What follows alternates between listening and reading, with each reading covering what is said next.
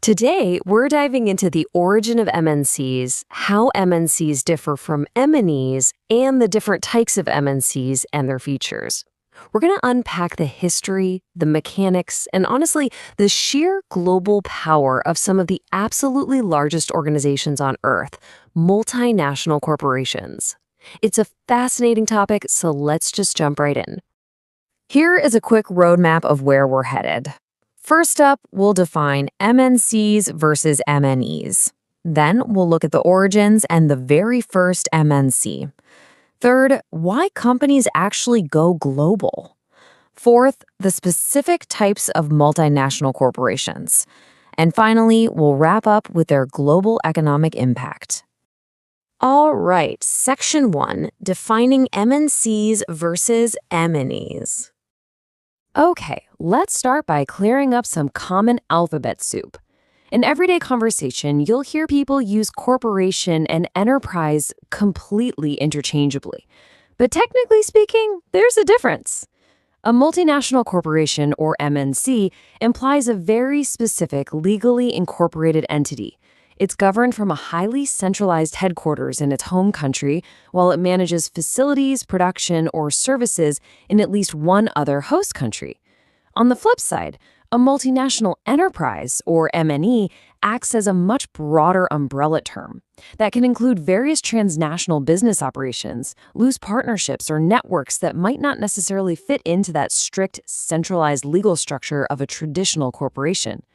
So, for our purposes today, we're really going to focus on that centralized, highly structured MNC model. Moving right along to Section 2, Origins, the first MNC. To really understand this, we have to travel back to a freezing New Year's Eve in the year 1600. The historical evolution here is just staggering. Queen Elizabeth I granted a royal charter to the British East India Company.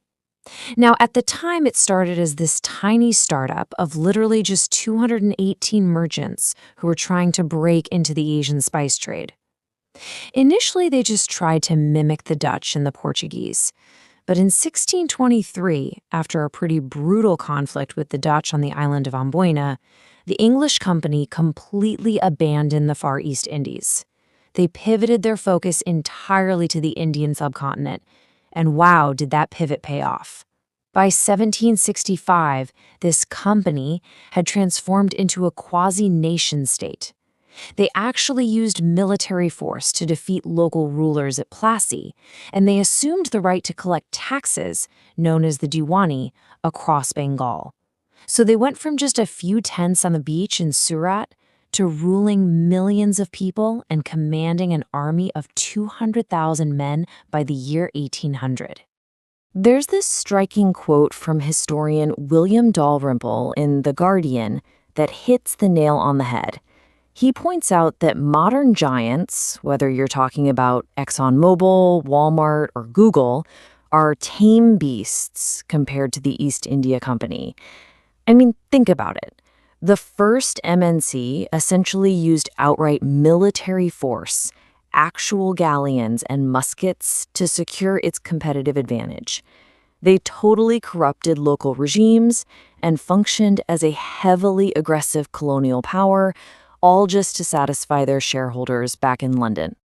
Which naturally brings us to Section 3. Why companies go global. So what drives companies to cross borders today without the galleons and muskets? Well, the World Bank identifies this interconnected triad that shapes modern MNC production decisions.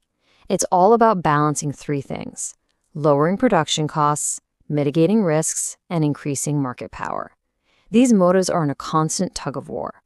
Whenever an MNC decides where and how to make something, or where and how to buy it, they're constantly weighing their transaction costs against the level of control they need, all while trying to lock down a competitive edge globally.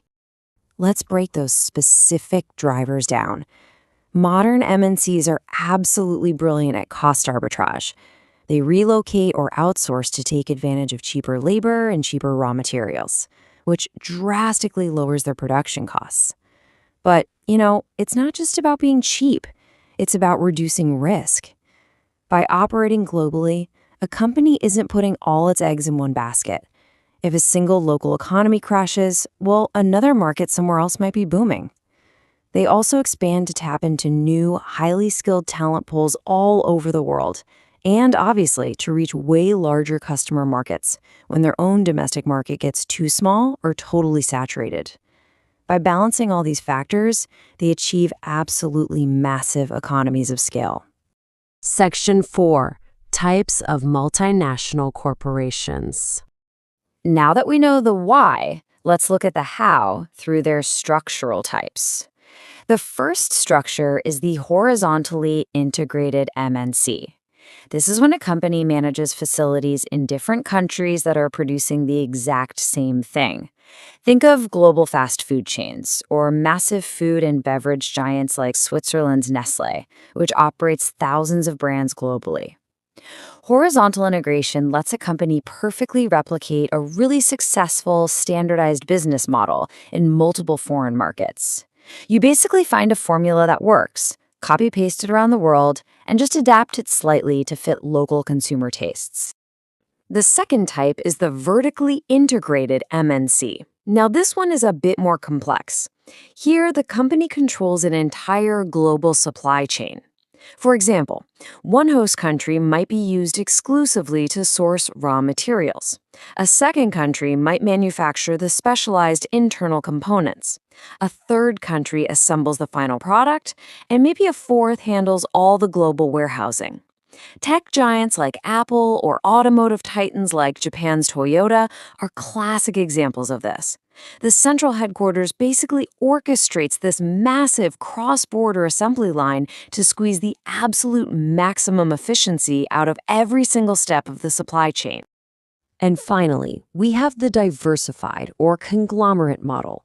In this setup, massive parent companies manage a portfolio of entirely unrelated businesses across multiple countries. You might have a single headquarters overseeing a tech firm in Asia, a finance company in Europe, and a heavy machinery plant in South America. The brilliant strategic advantage here is extreme risk diversification. If the tech sector suddenly takes a major hit, the finance sector might still keep the overall parent company highly profitable. It's a massive safety net. And that brings us to our final section, Section 5, the global economic impact. So what happens when these powerful entities actually interact with developing host countries? Well, it's a complex dual reality. Let's look at a case study like Zambia. On the positive side, MNCs like Lafarge or MTN bring vital foreign direct investment into Zambia. They create crucial jobs, they transfer advanced technological skills to the local workforce, and they can significantly boost the host country's GDP and infrastructure. But we have to look at this subjectively and present the negative side too. Critics correctly point out that the sheer massive size of MNCs can lead to the exploitation of local human and natural resources. In some cases, that relentless drive for lower costs results in severe environmental pollution. Furthermore, because MNC budgets can sometimes literally exceed the gross domestic product of the host nation itself, they can very easily create local monopolies. That completely wipes out smaller domestic businesses that just flat out cannot compete with them. Which brings us to a final, deeply provocative thought. We have traced the origin of the MNC from the 1600s, where the East India Company essentially became a government, all the way to today's horizontally and vertically integrated superstars. And while today's corporations aren't out there raising actual armies, their financial leverage, their global data control, and their influence over international policies are undeniably massive. So I leave you with this question. Are today's modern tech giants beginning to wield that same unchecked nation-state power? It is a fascinating puzzle to consider as we watch the global economy continue to evolve right in front of us. Thank you so much for joining me in this explainer today. Keep learning, keep questioning, and I'll catch you next time.